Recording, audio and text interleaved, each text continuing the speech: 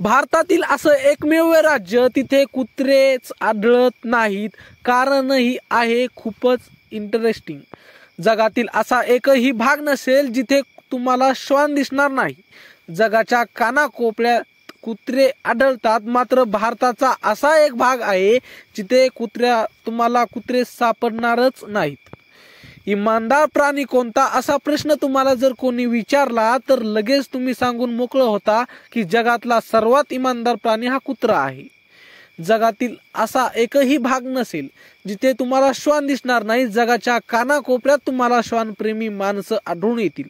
अनेक जण मोठ्या आवडीनं श्वान पाळतात. भटक्या कुत्र्यांची संख्या देखील मोठी आहे. पूर्वी शिकार आणि घराची राखण या दोन मुख्य कारणांसाठी प्रामुख्याने कुत्रे पाळले जायचे, तर आता सुद्धा घराची राखण करण्यासाठी कुत्रे पाळले जातात.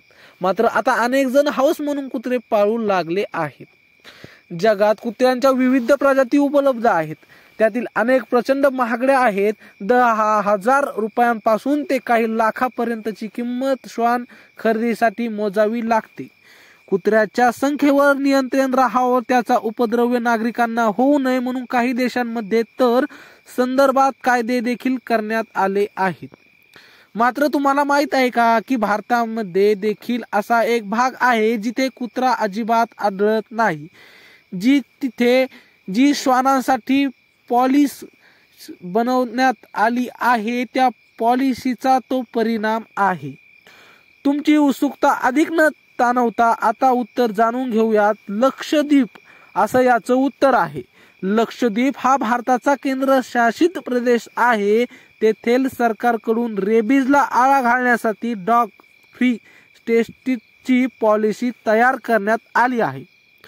टिप तर तुम्हाला ही छोटीशी माहिती कशी वाटली कमेंटमध्ये नक्की सांगा आणि आमचे असेच नवीन व्हिडिओ पाहण्यासाठी चॅनलला मात्र सबस्क्राईब नक्की करा. भेटूया पुढच्या व्हिडिओमध्ये. तोपर्यंत धन्यवाद.